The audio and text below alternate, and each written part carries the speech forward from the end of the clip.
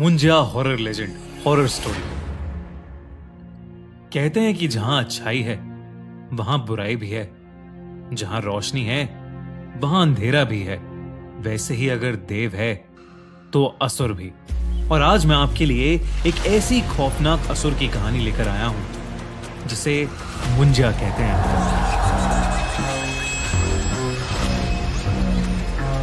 Recently मैंने एक नई मूवी मुंजा का ट्रेलर देखा, जिसे देखकर मैं बड़ा इंप्रेस हो गया। पहले तो मुझे लगा ये कोई फिक्शनल कैरेक्टर है, लेकिन जब मैंने मुंजा के बारे में रिसर्च की तो मुझे पता लगा कि वो कितना भयानक है। ये कहानी अभिनव और जय की है, जो बचपन से ही बहुत अच्छे दोस्त थे। दोनों महाराष्ट्र के एक छोटे से शहर में पैदा हुए थे और समुद्र किनारे बसे उसी शहर में बड़े हुए थे। पर आज का दिन कुछ अलग था। आज अभिनव का 18th बर्थडे था। जय ने अभिनव के बर्थडे के लिए एक बहुत ही स्पेशल आइडिया सोच रखा था। वो अभिनव को रात 12 बजने से ठीक पहले ही एक बीच पर ले गया। पर 12 बजते ही जय ने अभिनव को हैप्पी बर्थडे विश किया और अपने बैग से एक शराब की बोतल निकाली। अभिनव वो बोतल देखकर थोड़ा चौंक गया। आज से पहले उन दोनों में से किसी ने कभी शराब को हाथ तक नहीं लगाया था। जय ने अभिनव से कहा कि ये उसकी बर्थडे सेलिब्रेशन का ही एक हिस्सा है। अभिनव भी अपनी लाइफ में एक नया एक्सपीरियंस लेना चाहता था, इसलिए उसने जय की बात झट से मान ली।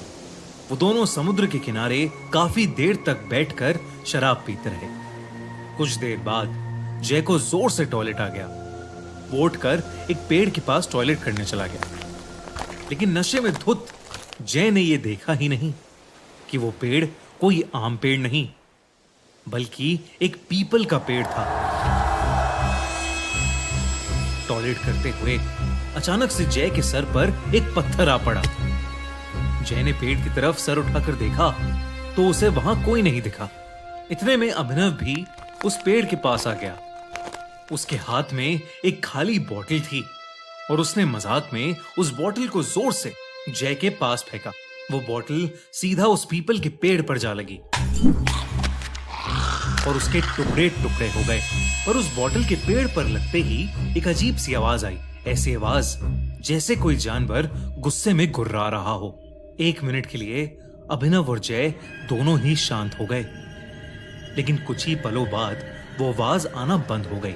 तभी अचानक से जय ने नीचे पड़े टूटे हुए कांच के टुकड़ों में से एक पीस उठाया और उस पेड़ के तने पर कांच के टुकड़े से अपने और अभिनव के नाम के फर्स्ट लेटर्स लिख दिए, AJ। जय ने पेड़ पर उस कांच को खरोचते हुए कहा, अभिनव, अब ये दिन हमें हमेशा याद रहेगा।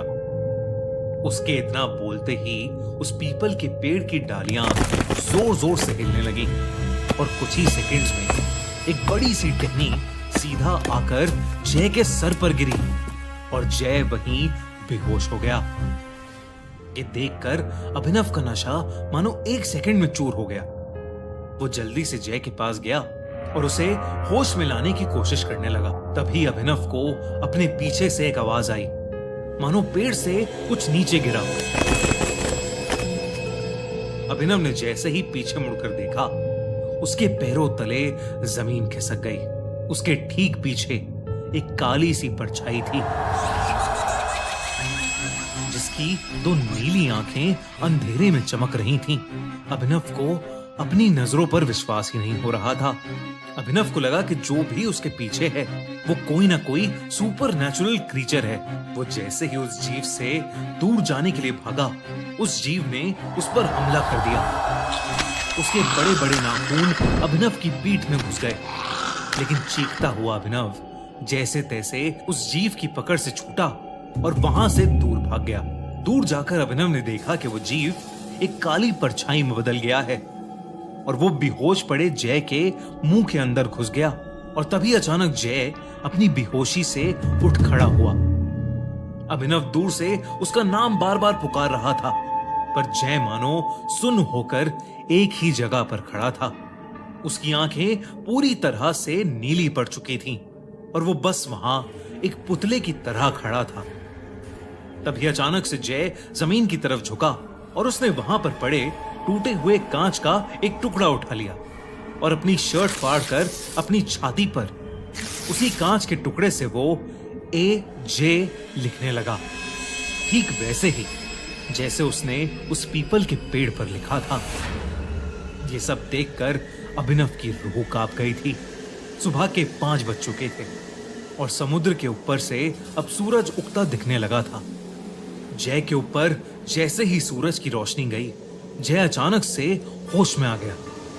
ऐसा लग रहा था कि जैसे उसे अपने साथ हुई कोई भी चीज याद नहीं थी और वो अपने सीने पर बने घाव को देखकर बहुत ज्यादा घबरा गया था। उसके बाद वो दोनों चुपचाप अपने घर चले गए। उस दिन शाम होते ही जय की तबीयत खराब होने लगी। जय अपने बिस्तर पर लेट तो गया, पर उसे बिल्कुल भी नींद नहीं आ रही थी। उसके दिमाग से उस जीव की शक्ल निकल ही नहीं रही थी। तभी जय को अपने कमरे से किसी के गुर्राने की आवाज आने लगी। आवाज ठीक वैसे ही थी जैसी उन्हें कल उस पेड़ के पास से आ रही थी। जय इतना घबरा गया कि उसने डर के मारे अपनी आंखें बंद कर लीं और चादर को अपने मुंह पर चढ़ा लिया। कुछ ही पलों बाद वो आवाज आना बंद हो गई और कमरे में एक सन्नाटा हो गया। जय का डर थोड़ा कम हुआ तो उसने अपने चेहरे से उस चादर को हटा लिया, लेकिन जैसे ही चादर को हटाकर जय ने अपनी आंखें खोली तो उसके दिल की धड़कनें लगभग रुक ही गईं। उसके कमरे की छत पर वही जीव बैठा था, लेकिन इस बार उसका खौफनाक चेहरा साफ साफ दिख रहा था। वो जीव एक भयानक राक्षस की तरह दिख रहा था। उसकी चमड़ी बिल्कुल पेड़ के तने जैसी थी और उसका चेहरा बिल्कुल एक छोटे बच्चे जैसा था। इससे पहले कि जय कुछ कर पाता, उस भयानक राक्षस ने जय पर अटैक कर दिया। उधर अभिनव बहुत घबराया हुआ था। जब उसके पापा ने उससे उसके घबराहट की वजह पूछी तो उसने अपने पापा को पूरा किस्सा बताया कि उनके साथ पिछली रात क्या हुआ था। अभिनव के पापा शहर के माने जाने वाले पंडित थे, लेकिन अभिनव की बात सुनकर उनका दिल दहल उठा। उन्हें समझ आ गया कि उनके बेटे अभिनव और उसके दोस्त जय के ऊपर मुंजिया का साया आ चुका है।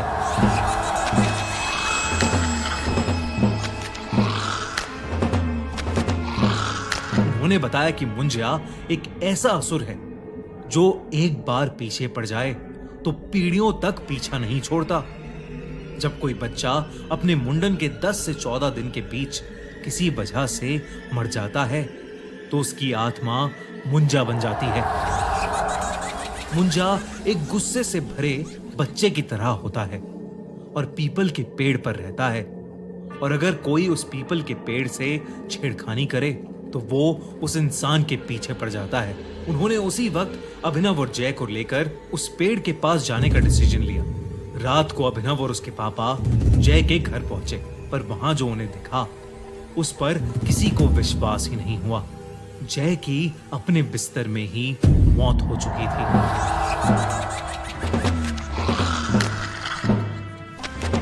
उसके चेहरे पर ऐसा एक्सप्रेशन था मानो मरने से पहले उसने अपनी मौत को करीब से देखा हो।